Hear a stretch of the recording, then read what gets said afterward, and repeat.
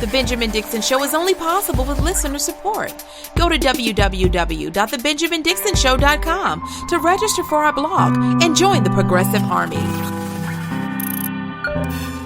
I want to begin this episode on court packing with a tweet from Howard Dean. Howard Dean was a former governor, former chair of the DNC, and presidential candidate who had his presidential aspirations scuttled by an overzealous celebration. I want to start with his tweet and take the long way around to get to court packing, because there are multiple points along the way that are necessary to make the case for court packing. You know how we do here. This is what he said on Twitter a few days ago. He said, "Let's not spend too much time beating up Manchin, Joe Manchin of West Virginia. I didn't like his vote either, speaking of his vote on Brett Kavanaugh. But after the election, if he wins, we may be dependent on him for the 51st vote and control of the Senate." So this episode is about court packing and why this should be the litmus test for 2020. It's too late for 2018, the midterms. And I would argue that we don't need a litmus test for 2018. We simply need the majority in the Senate in order to block anything from Donald Trump. This may be what Howard Dean is arguing here, but there's a fatal flaw in his logic. The flaw is Joe Manchin, when we needed his vote the most, sided with Republicans on the most critical issue of our effing generation. Brett Kavanaugh sitting on the bench is going to cause irrevocable damage for the next 30 years, unless we pack the courts. So Howard Dean's logic here is so fallacious, because what are we going to block? Or are you expecting us to block the next Supreme Court pick if Donald Trump wins in 2020? Because Joe Manchin is not going to do that. And to depend on Joe Manchin to do that is idiocy. It is moronic. It is the height of absurdity. Now, here's what I have to say about this is why I brought up Howard Dean. In order for us to get anything done ever, we have to get rid of anyone who still operates in the old system. We are in a new paradigm. Anyone who has thinking in the old system and is incapable of shifting their thinking from a time when they falsely believed in bipartisanship, they cannot lead us in 2020 and beyond. We have to draw the line here. There may be people who can see the changes that have happened right underneath them, and they may feel foolish, and then they may come to their senses and say, "Hey, we have to fight dirty." I'm not really counting on that, but I am counting on the fact that we need to draw the line as the people and hold them. Here's the difference. Here's the difference between what I'm saying and what anyone else is saying. I'm saying that we get rid of the current Democrats by replacing them with all of you. With you. This is not a call for us to just navel gaze and be contrarian and to do nothing. This is a call for somebody in my audience and other people's audiences to get out there and run for yourself. Hell, I may run. Because we absolutely need at least about 10,000 more Alexandria Ocasio-Cortezes across the country on every level of government, from the federal to the state to local. We have to get this. If we don't get this, then we're going to forever be in a position where we are being led by people who don't understand that the jig is up. That the game has changed right underneath their noses. Whether they were, I don't care how you describe them, whether you think that they were useful idiots, whether you think that they were incompetent, or whether you think that they're just playing their role in this kabuki theater as though there is a Illuminati who's in charge of America for real, and everyone that's ever elected out of all the tens of thousands of people who've been elected, they all just get to Washington, D.C. and somehow or another they're forced to participate in this kabuki theater. You know, if that's your theory, I don't care what your theory is. My theory is that if we as the people take this into our hands by replacing them, challenging the machine, because obviously the machine can win, and not becoming apathetic by being influenced by the do nothing commentaries. Actually, I should say it like this: the do nothing commentariat. The people who just want you to watch their videos and don't actually encourage you to participate, because if you participate and you participate as a Democrat, because it is one of the two power structures in this country that you could utilize to get your policies implemented. I mean, if you do that, then you're a corporate Democrat neoliberal shill. Now, this is fundamentally different than what any of them are saying. What I am saying is the litmus test for 2020 may require that every single Democrat be primaried. In safe districts, I don't care, non-safe districts, the most important thing, here's what's critical. What's critical is that 2018, we take back the House and the Senate if possible. The Senate is a little more, is a higher hill to climb, a steeper hill to climb. The words escaped me for a minute. It is a steeper hill to climb. And the ball, I mean, we're 28 days out, right? So to mention a litmus test for 2018 is ridiculous. Unless you are a part of, no, it's still ridiculous. But the argument for a litmus test in 2018 would be something to the effect of withholding your vote, subsequently giving power to the Republican Party. The people who make those kind of calculations and they think it's intellectually informed and the progressive thing to do, you are literally destroying your own movement, because we are so far away from being able to implement progressive policies right now.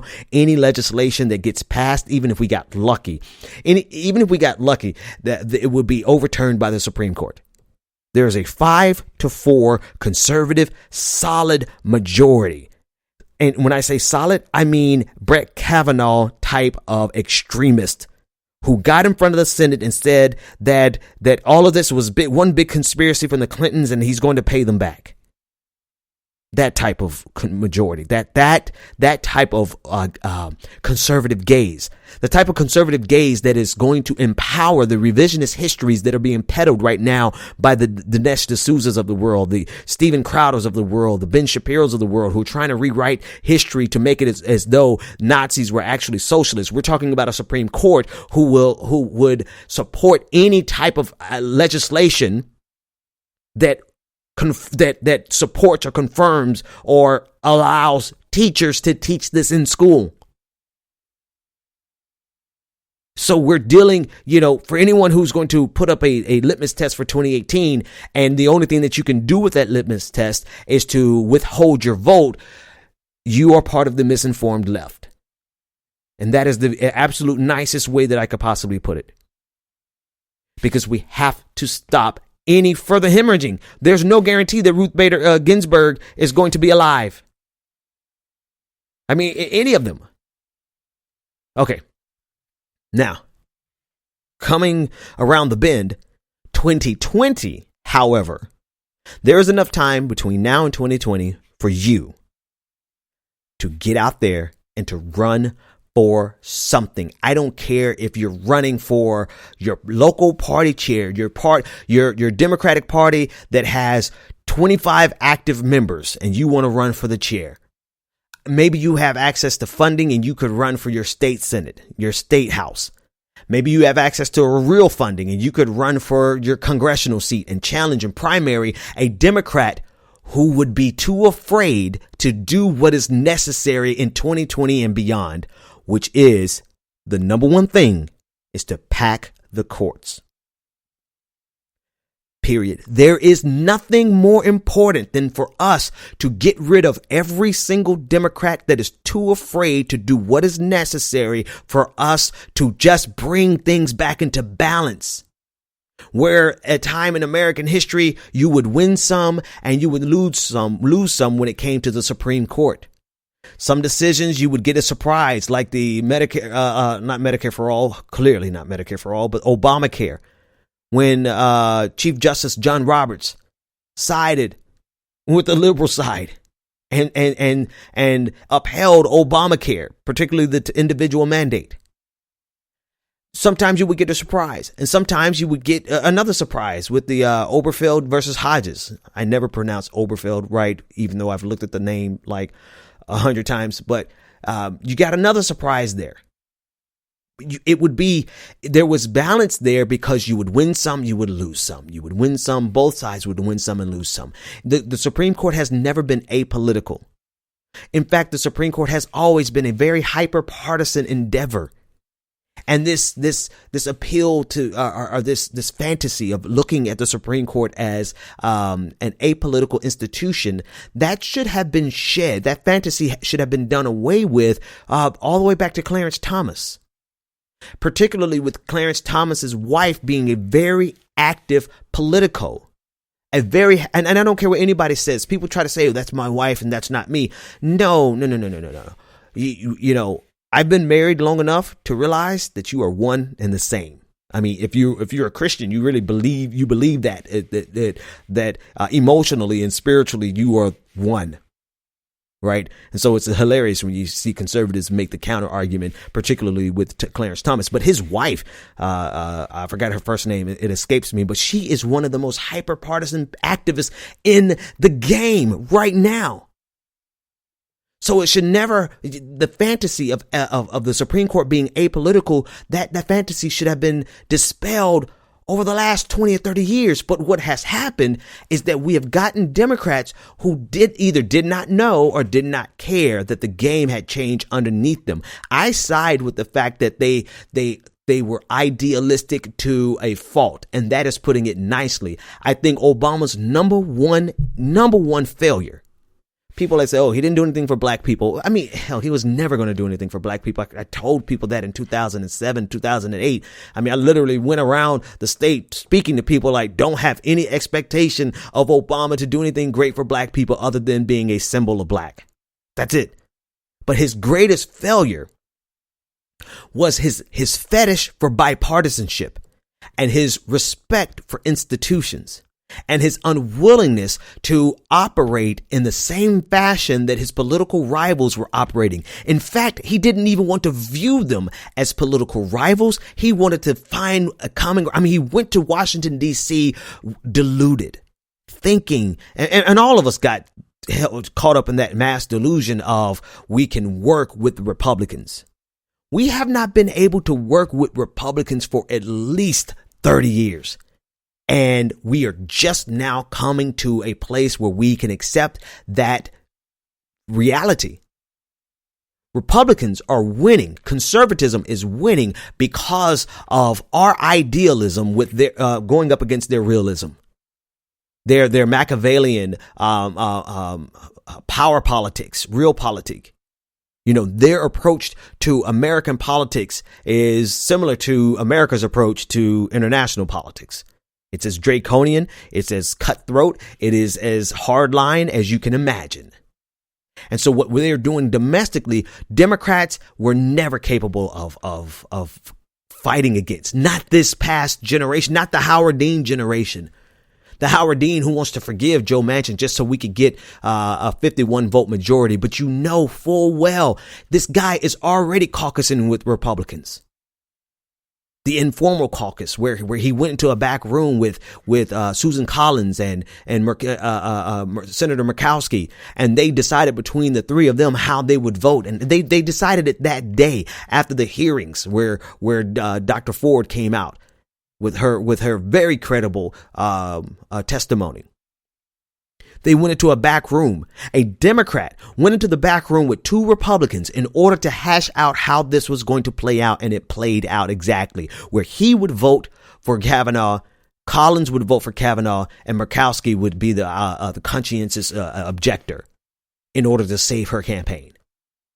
And so the generation of Howard Dean that looks at the future and honestly believes that we can depend on a person like Joe Manchin, after he has proven on the most critical vote in our lifetime that he is not dependable and that he is in fact a Republican.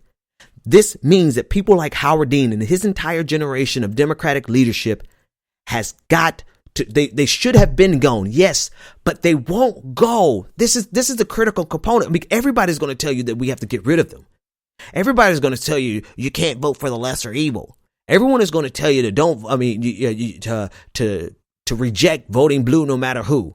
Everyone is going to tell you that. But how many of them are going to tell you that the only way that strategy works is if you go and replace them?